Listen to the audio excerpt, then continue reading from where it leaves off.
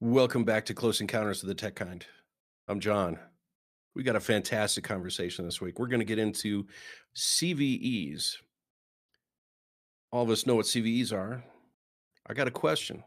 Are they obsolete? Are they no more? Do they need to evolve? We're going to look at the end of PC ownership. There's some people online speculating that we will own nothing and we will be happy. Maybe one of those is true, but I can't believe both of those are true in the same breath. But let's have a conversation. If you use AI to make a code, a web page, a program, you might be interested in the conversation we're going to have on that. Remember the adage: if you're not paying for a product, you are the product. There's some ideas I've got, and then if we've got time, we're going to get into search engines are reinventing the process. Is the search that you use now going to be the search you use a year from now, 6 months from now? Jackson, you're going to lead us on that one. So buckle up. We're going to have a great conversation. Today, we've got Mike Hey, everybody. and we got Jackson. How's it going? And as always, we've got Artie running the show behind the scenes. Early. Still love that avatar, how it pops out when you talk. So, CVEs. You got scores out there. We just saw a whole bunch of Ubiquity 10.0s hit. So thank goodness we were paying attention to that. Got our customers locked down. Go team. Cool part is on those were done through responsible disclosure. Things go. So let's paint the picture. Researcher finds an issue with Ubiquity's firewall. They reach out to Ubiquity, they show proof of concept, they do codes, they demonstrate it, hand it off to Ubiquity and say, here's what we think is the issue. Ubiquity grabs that and says, okay, yes, we agree, we're moving forward. We fix the issue, we issue out a patch, everybody gets a kumbaya, right? This isn't email. This is not a phone call. This is back and forth a whole bunch on each vulnerability. There's 5 of them that hit Ubiquity. I don't want to pick on Ubiquity. All of them have issues. We're on the order of about 50,000 CVEs every year right now, which is shocking. So that process is a protracted process for each vulnerability. You find it, you think about it, you document it, you prove it, you do it again, you reproduce it, you take it to the vendor, they go through their process, yada, yada, yada, yada. Here's where it breaks. And I want to get Mike's fresh take on this because, Mike, you've seen a lot of the CVEs in the past. You've seen where they go. Mhm. Um, we've got Anthropic, we've got Mythos, we've got all these other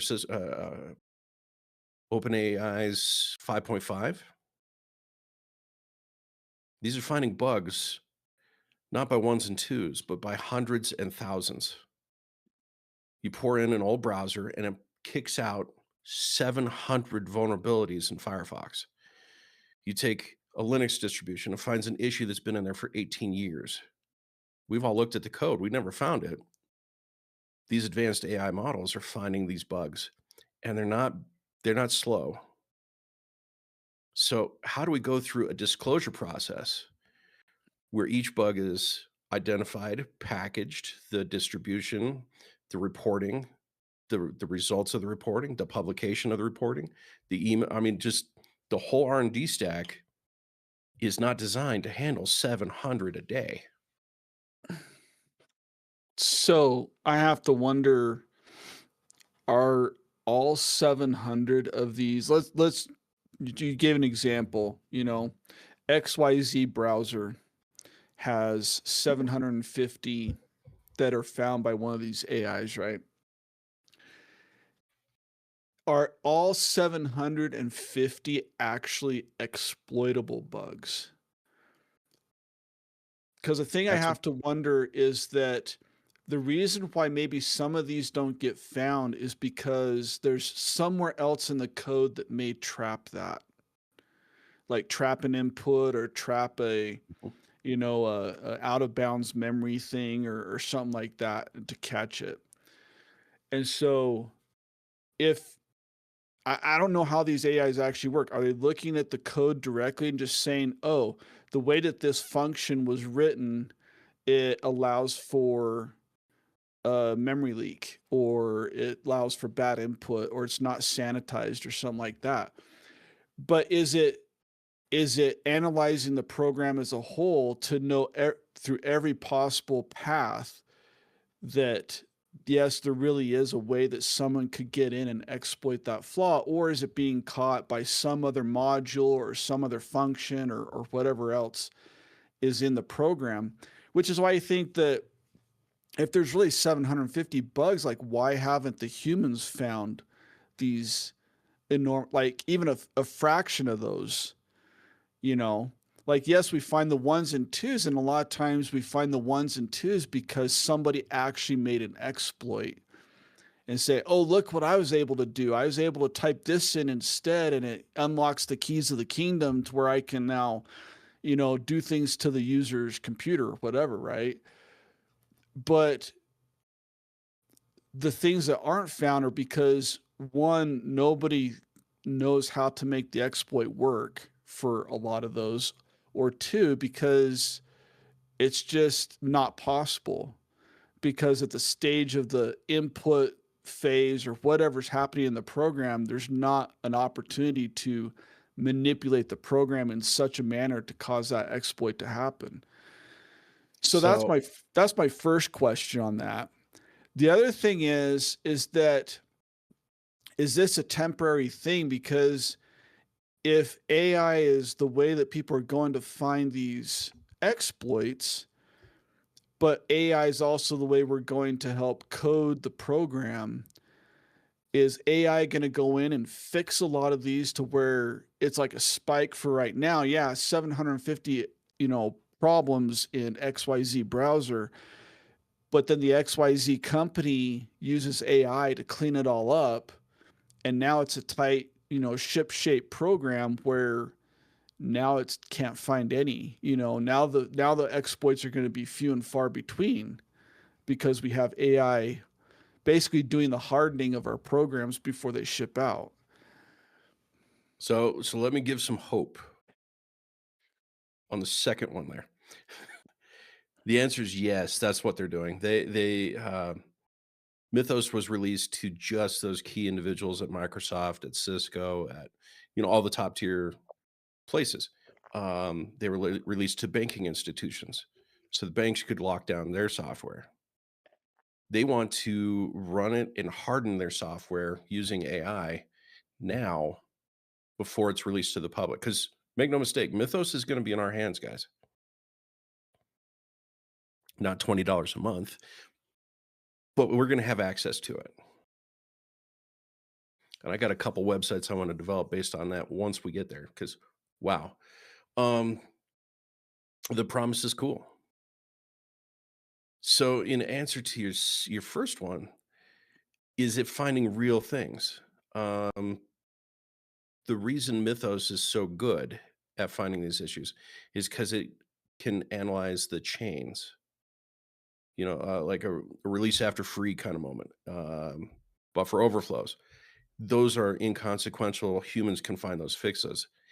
The AI is stacking together conditions in a way that is exploitable, but only because it has access to the code doesn't know how to do it. If you release it against a machine that is, public facing, a website that's the behind a firewall, it's doing all the things the right way, it would have a lot harder time. But because they're putting in the binaries, they're putting in the source code, it's finding all the bugs very quick. And so all the companies are hardening their software right now.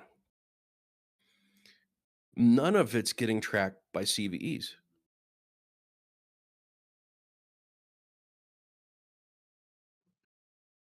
So, I mean, yeah, that is kind of a big deal.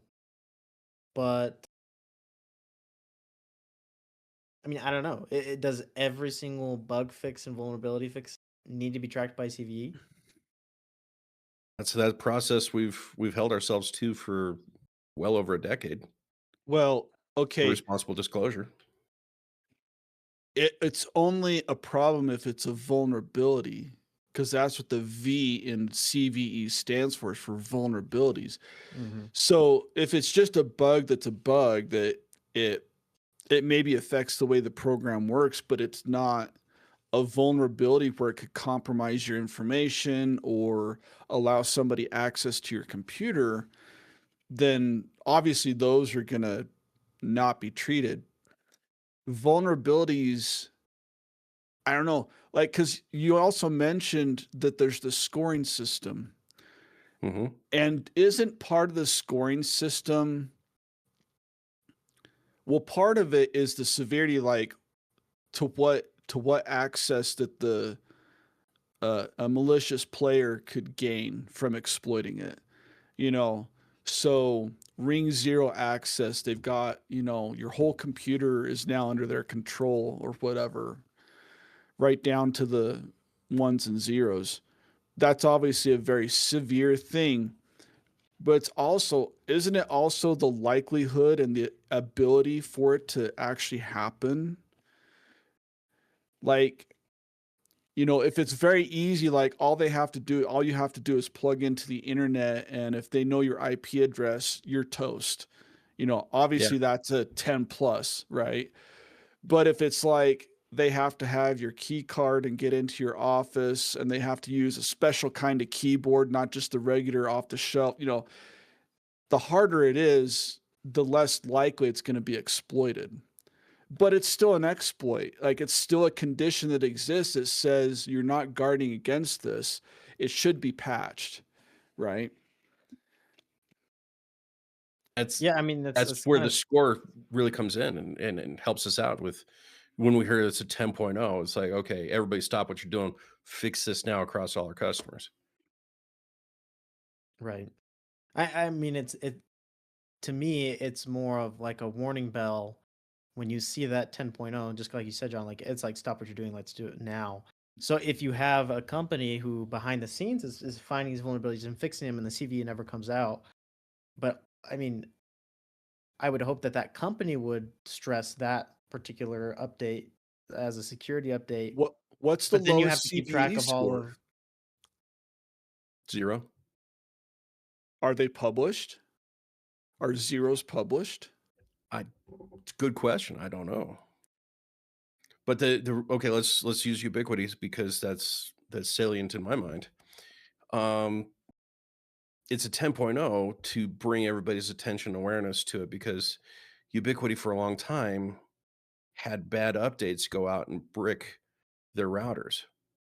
Um, Not saying it doesn't happen now. We've had a couple customers with that. Oh my goodness. But people would set their routers to I'll update it myself when I'm good and ready. And there's hundreds of thousands of these Ubiquiti routers out there. Not all of them are up to date.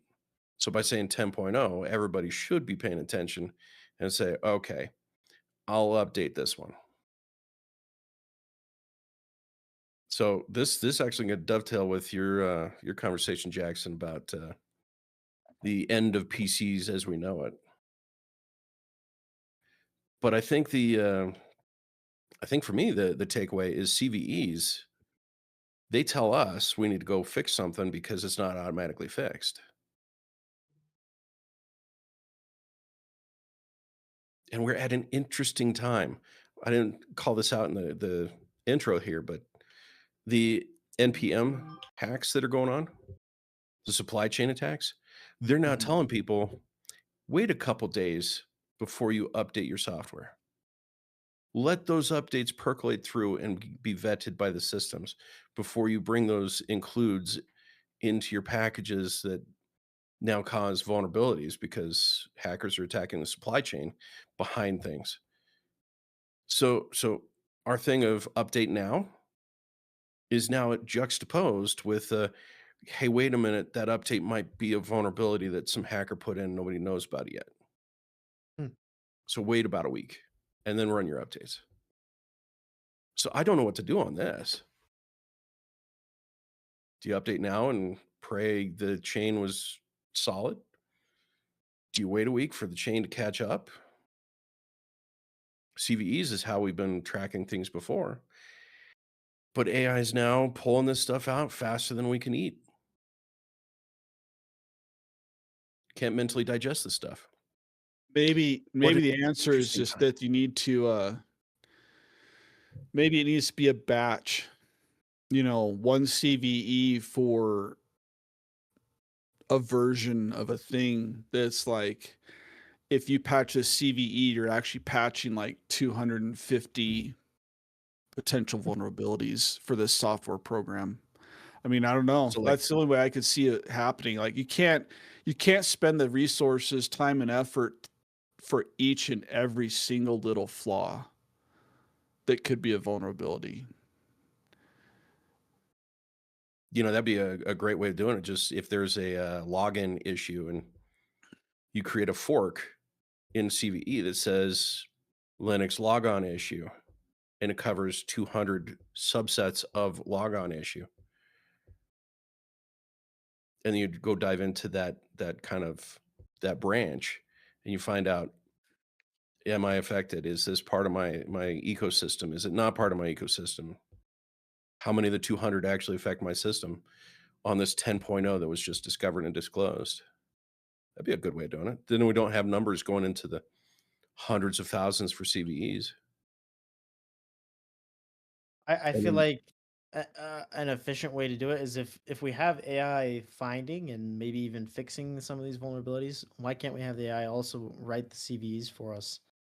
So we're not bottlenecked by the vetting necessarily, but then again you lose that vetting, and that vetting is what makes CVE great, is because you know that, I mean, things have been verified, and so it's that just you between a rock and a hard place. Like I don't know what to do. You either go full on with the AI and let it do everything, and then say you have your own AI that is scanning. Now that there's all these bajillion more CVEs out there, I mean, it's hard for you to consume all of them and figure out which ones are relevant to you and your technology stack. So then you have your own AI agent that goes through and looks at all the CVEs, finds out which ones that are important to you, and lets you know what's what. I mean, I feel like that's kind of ideal, assuming that the world is nice and flowery and people don't take mhm. advantage of that, or whatever.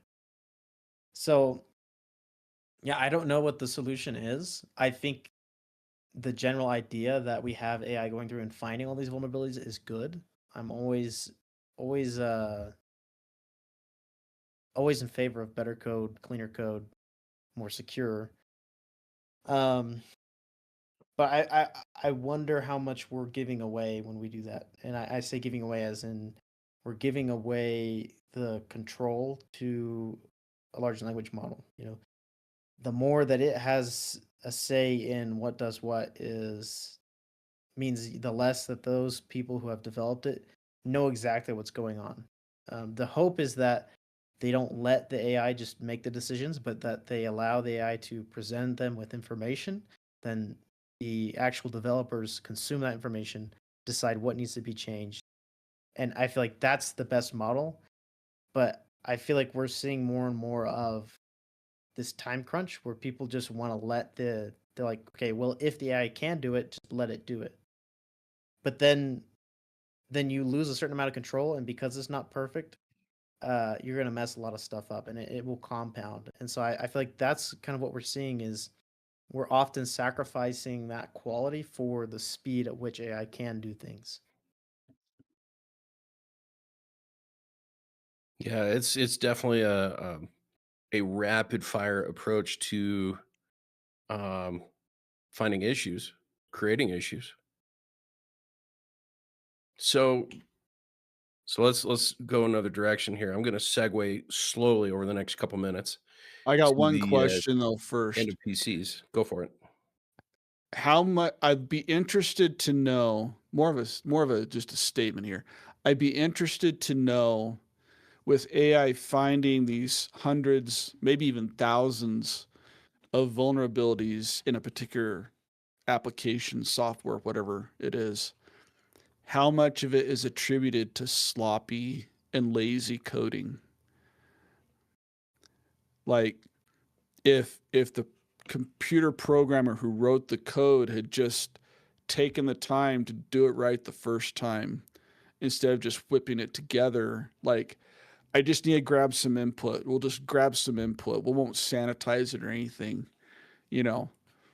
And then that's the way it's been for 20 years or who knows, because nobody ever caught it Yeah. and it worked. So why break, why fix it if it ain't broke, But it'd be really interesting to find out how much would be attributed to just lazy and sloppy and mismanaged coding practice. Ship it now, we'll fix it by patch. Right, exactly.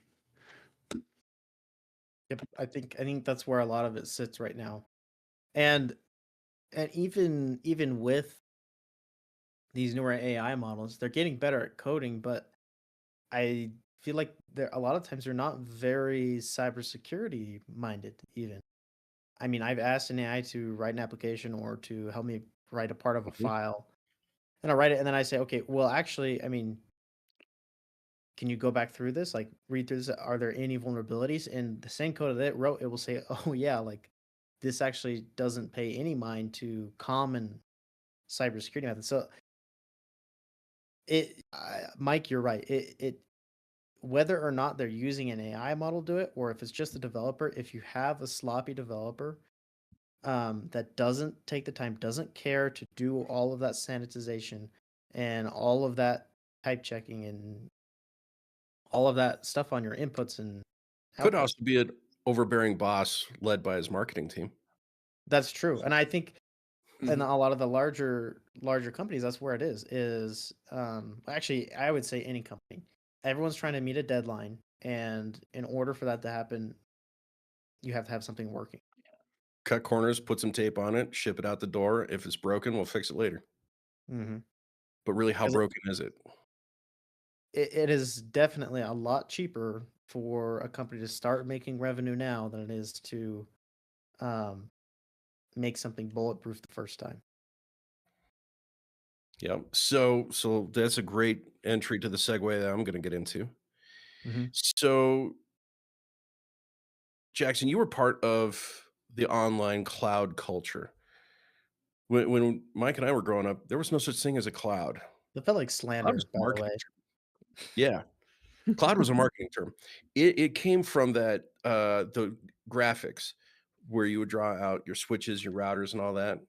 There Mhm. would be a cloud of it's out there somewhere. That's the internet. Mhm. So, I don't know who came up with the cloud. I'm sure there's attributions out there, but cloud is a misnomer. Here's where it comes valuable. If you write a piece of code, a software, let's say you're making a video game, just a simple like Prince of Persia ripoff or um, Slither IO ripoff or something. You want it out there. It's different enough that you pass all the muster. You get all those um, uh, creative rights. What am I trying to say? It's different enough that it's not infringing on the copyrights for those titles. You want to send it out there. Do you write an application that people have to install on their computers, or do you put it on a web page and host it on the web page? When I was growing up, you write an application and you distribute it on floppy disk, hand it to your friends, say, "Hey, try this." They install it, they run it, it works great. If I update something, I now have to go talk to everybody that has that and have them distribute that update to all their friends and their distribution channels and all the bulletin boards that it's posted on. But as we got better and better at things, it became cloud hosted. Git kind of was awesome because you can just pull the updates live from the repository, but it's web hosted. So you don't have software on the computer anymore. You have one instance of the software on a cloud server, pushing that content out. Is this good? Is this bad? I think humanity's a little better for it. I don't think it's the answer to all our questions. So I'm using this as a segue point, talk about the end of PCs as we know it. Jackson, you had this story. I've watched a few videos on this, done a little research of my own. Yeah. I'm still undecided. So talk us through it. I think I'm kind of in the same boat. It's been mostly this last week. I've been, I caught word of it, watched a couple of videos. I mean, we've seen it happening around us for the last few months now with the prices and the reports and companies saying that, they're no longer really going to be focusing on personal compute. I think the Nvidia CEO, he's been probably the most open about saying quiet part in that, they are pushing for cloud compute. They are pushing for the end of personal computers. Um, One, because it makes them a lot more money and they can push a subscription model for it. And so I guess if I start at the beginning, basically what's happened is AI has taken over the world. Um, for better or for worse. I feel like for most times it's kind of worse. But with that came data centers, and the need for these massive amounts of cloud compute because everyone is asking AI questions, and that takes a lot of compute power. So, in order to do that, these large companies have been talking with the other large manufacturing companies saying, hey, we're willing to pay you a ton of money for you to make parts for us. And that sum of money is way more than any of these hardware companies will ever make selling personal computer parts. And so that's kind of where we started with the whole memory crisis. That's what happened with Micron. And I mean, I think basically all Samsung, anyone who manufactured memory kind of was on the same boat. The AI companies, these data centers, were offering them a lot of money to manufacture memory for them. And that was going to be more profitable for these companies to focus on doing that rather than doing their consumer hardware. Started with memory. It's now we're seeing it with storage, and in kind of throughout the last, I would say, extended like 5 6 years, we've been seeing that happen with graphics cards because of Bitcoin mining. Like the demand for these large clouds have been taking the supply away from consumers like us. And so it has been extremely hard, especially in recent months, to even find components, nonetheless, to be able to afford them to build your own personal computer, to build your own server stack, whatever it might be. It's expensive. And these companies it doesn't feel like they really care about that going away. And in fact, they would prefer that it does. Um, the view that sticks out in my mind the most, I think, was done by Gamers Nexus, and they were able to interview several uh, CEOs from these um,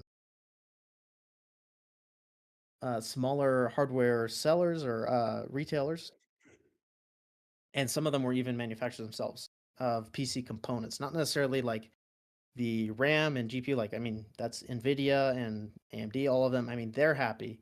We're talking about those smaller components like just even the PC coolers, fans, accessories per se. And these companies are suffering because they are seeing the decline in people purchasing computer parts. And it Yeah. has been a steep decline. And so I think we're maybe heading. I mean, it's all the warning bells are going off that really personal computing is going away, and everyone is going to end up with a Chromebook with a connection to some AI agent in a data center somewhere. So my take on this is it's a bet. They It say the is a bet. stock market is a gamble, right? You're gonna go in, you're gonna try something, does it work, does it not work? My take on this is AI has a lot of speculation and investment speculation behind it. SK Hynix, I'm going to say that wrong. The RAM manufacturer just issued bonuses to their employees, made Samsung's employees really freak out and threaten a strike, legal action in Korea. Oh my goodness, that's some drama. Check that out. But did you hear how much each one of those SK employees made as a bonus? No. Okay, so here's where I get very angry. Each employee got a bonus of $430,000 for the year. Wow. US dollars, not Korean. Here's where I'm at. It didn't cost that much to make it. That was pure profit. That's the profit share given to the employees. It didn't cost that much, meaning the components that are going into these data centers are wildly inflated from what it actually costs to make. Mhm. Once investors start pushing back on, hey, take my money, I'm going to get a bigger return, to start saying, hey, I want 3 bids and I want you to choose the right decision on this. Once that switch flips, the conversation of will we have PCs in our home will be decided. Yeah. It feels like that same thing where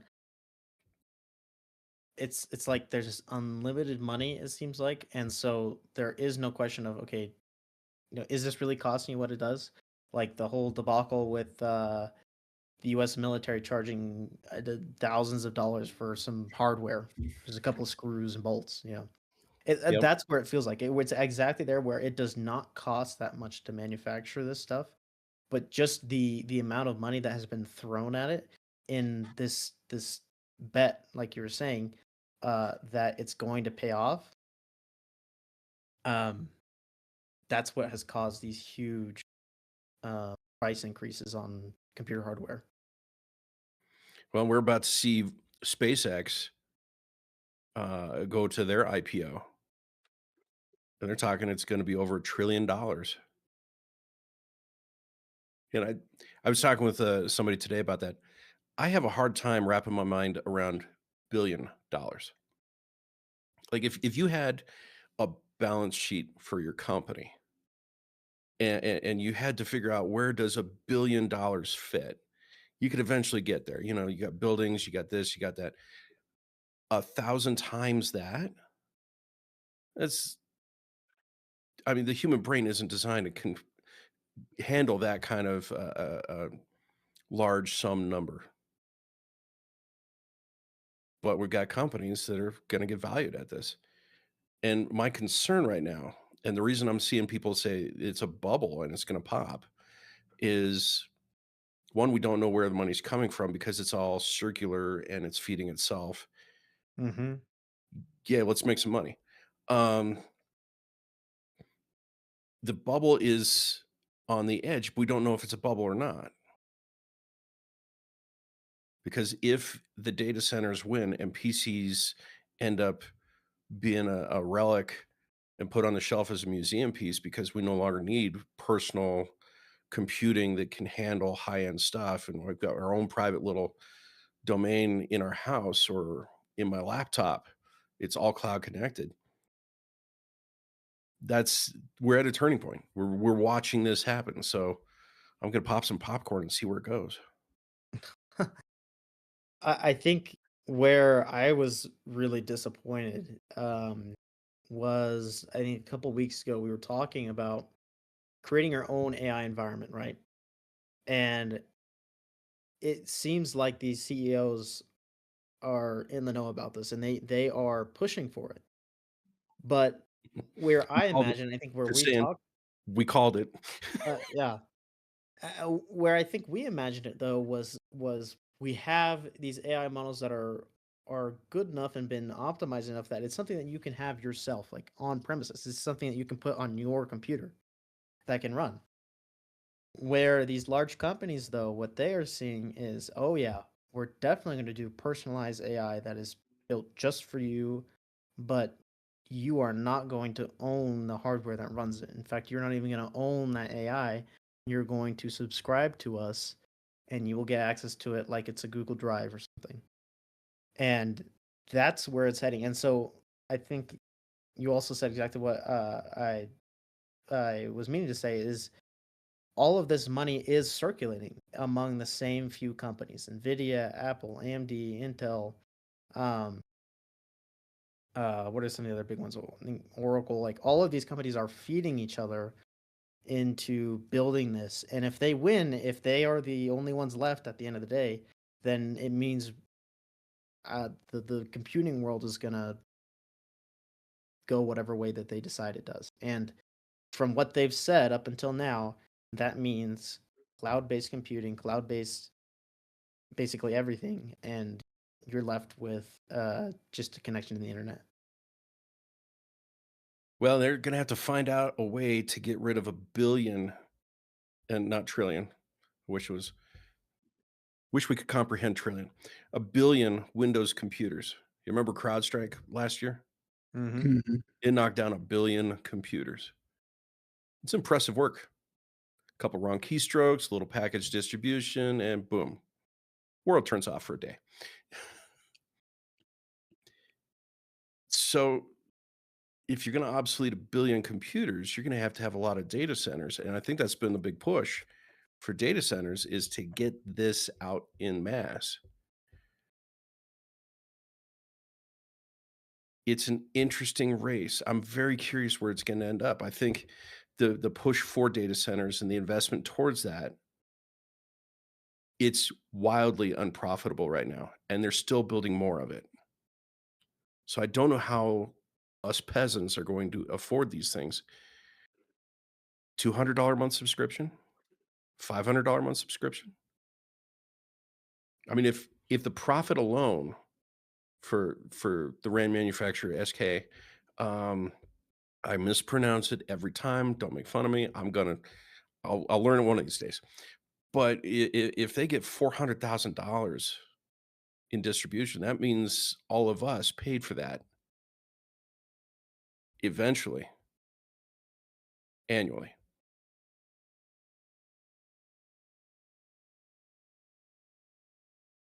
It's an interesting calculus. Mike, what's your thought? It seems to, in a way, come in a circle where I remember back in high school that the computer system we had in our high school computer science lab was an old Unix system that I think had been donated to the school. I don't remember exactly what the platform was. I just remember it was like a Unix derivative operating system, but it was dumb terminals. I mean, the only thing those terminals did was connect back to the mainframe hardware CPU, and you got a keyboard and a screen. There was input and output. Classic And VT100s. yeah, VT100s. And you logged into your user account and you had a slice of space on that hard drive on that system where you could write your programs, but the compiler was on that. You execute it, you're using CPU time that's on the main machine. And when everybody goes to compile all at the same time, or everybody goes to run their program all at the same time, there ended up being some lag and, this and that. But we've taken that. And so I think that was like the problem is that they saw like, we got to make the computer a personal computer so all the processing power is right there for the user and it's right at their fingertips. And now we've gotten so good at improving the point-to-point connections that speed, we got fiber optic speed, we've got satellites that circle the earth that are providing so many places on the earth now with just this always on, always connected. And it's not just a little bit, it's a lot. It's a high speed connection that you can cram gigabytes of data through at a time, right? And so with that ability, we can go back now to this centralized computing. The other thing I was thinking about is how much Star Trek kind of envisioned this, because if I remember right, the ship has a computer, and all the little devices that everybody's carrying around is really ultimately connected back into that computer somehow. You know, it's a little tablet, but you're pulling up information that's stored in the computer. You go to a workstation that's in the engineering section, and you've got access to everything. And then you move to your quarters and you go to your terminal there, and you've still got the same access into that. And so the concept and the idea was already there back in the 80s when we all watched Star Trek The Next Generation. But I think for a lot of us, we just thought, no, that's going to be centuries in the future, because that's what they were. They were centuries in the future. No, guess what? It's happening now. And we do it right now. We have our cell phones, our tablets, our mobile devices. And because we're on the go, we can't sit down and be at one machine. We have to have the information available here at work, and then I have to have it available at my house, and then I have to have it available when I'm on vacation, just in case there's an emergency. You know, we always have to be in touch with that information. And that's just the way that the world has decided to, build its work culture. You know, gone are the days where you do a mail order form and it's 4 to 6 weeks for delivery.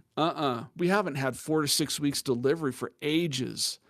It's now, man, Except for I better be getting it tomorrow with my free Prime, or else, except your tax return.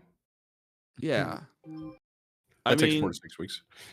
the computing has accelerated so much of our lives that we just become more and more impatient for the next thing. Like, oh, really? I have to wait to the end of the day for this to finish? Really? When in reality, like, end of day, that'd be great. Remember when it used to take you 5 weeks to do the same thing, And it's just the speed that our society's moving at, and the desire and the demand. Because if you're not the guy that is in touch with their data and information on a moment's notice, in a split second, somebody else is, and that's the guy that's going to beat you to the next opportunity. And so it's Yep. kind of this self-feeding thing that we've really done it to ourselves. You know, I look forward to the day where I don't have to worry about it. I can sit down with just my old vintage Commodore 64, and if the way I get software on it is because I have to go download it, like I'll go download it and put it on some kind of a thumb drive and then copy it on there. But if it's otherwise not connected to the rest of the world while I use it, I'll be very happy. And if I have to sit down and actually type in the program myself, I'm all for it. I'm all for slowing down and just taking it easy and enjoying the ride, you know? Well, I think that's why most of us got into tech in the first place, is the fascination of it, the ability to create something and make a computer do what you want it to. We want to have that kind of interaction. We want to have that kind of control. So we're using AI to make code. I'm going to segue to the next one real quick. We're using AI to make code. Um, so as you're putting code into your Commodore 64, you're writing it by hand. Well, we now have some fantastic tools with AI to say, hey, I need this function. I want the cursor to change position. I want different color. I want to create um my own language-based game. And although it could make it for you, I know you and I would love to say, okay, tell me how to do this, and I'm going to figure it out how to do it on my own. And Yeah, if I get I stuck, I'll like come I back to like you. the challenge of figuring it out myself. And maybe I do need some guidance here and there sometimes, but every program, I guarantee you, every program I ever wrote on my Commodore 64, I didn't have AI back then. And so I had to do a lot of learning to figure it out on my own. And even recently, as when I've had time. It's been a while since I've had time to play around on it. But to figure stuff out, I enjoy reading about it. I enjoy learning, going through the learning process to learn it and then trying it on my own so that way I know, and then I can take it and I see how I can manipulate it to shape that thing into my vision. I don't like So one of the aspects of AI I don't like. I don't like when AI gets it wrong. I don't like it when I feel like I have to keep repeating myself over and over to get it to paint the stupid ball red or whatever it is, Or I finally get it like to somewhere, but then I make one change and for some reason it forgot that I wanted the ball red and now the ball's blue. the ball's a There are tricycle. those aspects of AI that is just so frustrating where I feel like I have to repeat myself over and over and over again to get something to happen. So let me give you a caution. Mike, I think you're doing it the right way by having it run pieces and not the whole code. Mhm. So there's been a interesting conversation going back and forth. We're getting AI on the cheap right now. We talked last week about it's probably just going to go away. You're going to have to pay lots and lots of money to just maintain the system you've got because they're losing money. We're cashing in right now. Anybody that's listening to this, AI is a fantastic tool right now because it's cheap, affordable. Everybody's got access to it. Use it or lose it. Um, but if you put all your code into AI system, it's being added to the language model training data. It's not your code. So if you have let's say a bread machine, a revolutionary way to make bread, and the firmware for it is knocking you down, and you're needing help, and you have AI generate that firmware for you, and that firmware is your secret to success in the bread machine. It's not your firmware. Mm. AI has used you to develop a new product that is now in the common system for the entire everybody to access. So if I ask for a bread machine, I get your firmware because it's better than what I would have made myself. That's that's the world we're in right now, where it is shared data between us. We've got good ideas. Maybe it's a good thing. We're at an interesting time. I heard somebody say that this is the sixth revolution of the industrial revolution. We had the Bronze Age, we had the Iron Age, we had Wikipedia. You know, this is the next one. I've So, if I can just leave one last comment. Jackson, we're at the end of the show, so Okay. I'm going to let you wrap this one up. Okay. Well, I'll just say the best code I've ever written and the best code that I've ever read is something that someone has done themselves. Best code I've written has been code that I take it upon myself. I say I'm not gonna use any AI. I'm just gonna write it, and I write it, and sometimes I'll get stuck, and that's when I take that little piece of it because I am aware of that. I'm aware that as soon as you give a significant chunk to AI, that's not your code anymore. Um, it owns it, and so the best code is you take a snippet, you ask it a question, you just ask for some basic answers. Um, that's when I have become better as a programmer, and I've also written the best code. And when I was taking a second just now to think about, like, okay, when was the last time I actually read somebody's documentation? It has been a long time because AI is so instant, and I feel like it's a byproduct of this kind of instant gratification world that we live in. And so I guess the last thing I would say is just kind of like Micah said, like, slow down, take your time, and read that documentation that someone spent to write about their code or about their product. That was written by a person, hopefully, and you'll learn a lot more than just have an AI do it for you or answer it immediately. That's well said. Well said. The idea that if we let AI just write the code, we're going to lose track of what's going on. We need to be ready for that time when all of us have AI agents in our pocket. We've got the phone, it connects us up to the world. We're going to have agents in our phones. NVIDIA CEO promised this. Everybody's going to have AI. It's going to be out there. We need to know how to use it right.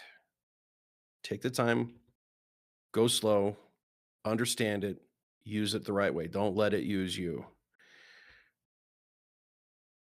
Until next time, I'm John. And Mike. I'm Jackson. And I'm beginning to understand Gene Hackman's character in Enemy of the State a lot more as time goes on. So before you crawl into a jar, please like and subscribe. We need you to join us in this conversation. Love to hear your thoughts. Have a good night, everybody.